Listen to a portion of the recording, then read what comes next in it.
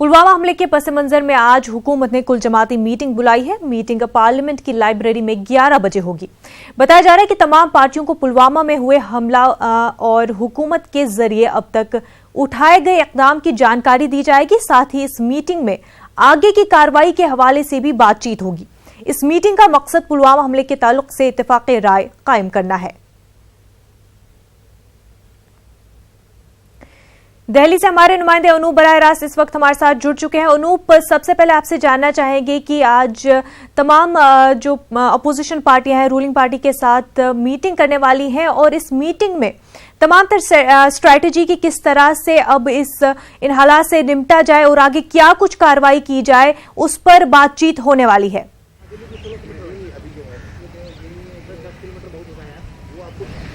देखिए, आपसे थोड़ी ही देर के बाद ऑल पार्टी बैठक होने वाली है। राजनाथ सिंह की अध्यक्षता में ये बैठक होगी। जिस तरीके से कल आपने देखा कि सीसीएस की बैठक हुई थी और उसमें कई फैसले लिए गए थे कि सरकार आगे इस मसले को किस तरीके से आगे बढ़ाएगी, जिसमें अरुण जेटली ने एक फैसला तो बता दिया था कि मोस्ट फेवर्ड नेशन का दर्जा जो है पाकिस्तान से वापस लिया गया है जी। लेकिन एक बात ध्यान देने वाली होगी कि उन्होंने ये भी कहा था कि कई ऐसे फैसले और भी लिए गए हैं जिससे पाकिस्तान को कैसे अलग थलग किया जाए अंतर्राष्ट्रीय समुदाय में, और इसके अलावा विदेश मंत्रालय को पूरी स्वतंत्रता दी गई है कि आगे वो किस तरीके से पाकिस्तान के साथ संबंध रखे।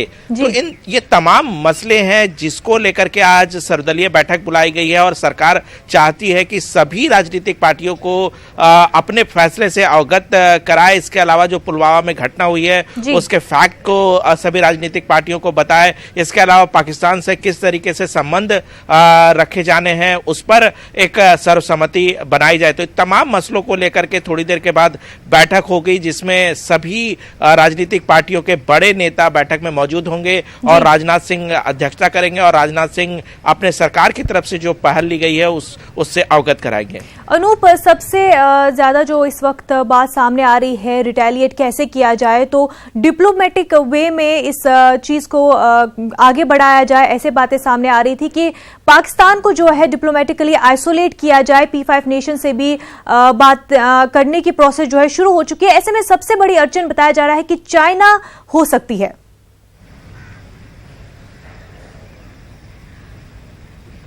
देखिए, कई ऐसी पहल है जो सरकार ले सकती है डिप्लोमेटिक तरीके से।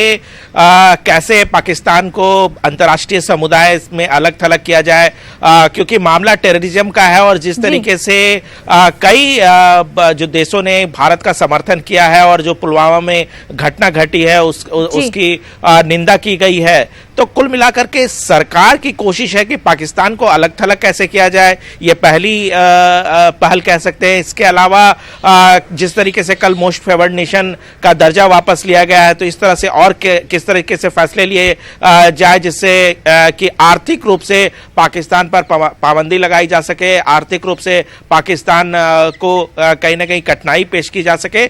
इसके अलावा किस तरीके से विदेश मंत्रालय पाकिस्तान के साथ कैसे संबंध रखे, इस पर भी क्या क्या फैसले लिए गए हैं उससे अवगत कराई जाएगी। इसके अलावा कई ऐसी चीजें हैं, क्योंकि कल अरुण जेटली ने जो प्रेस वार्ता की थी उसमें उन्होंने साफ तौर से कहा था कि कई फैसले लिए गए हैं।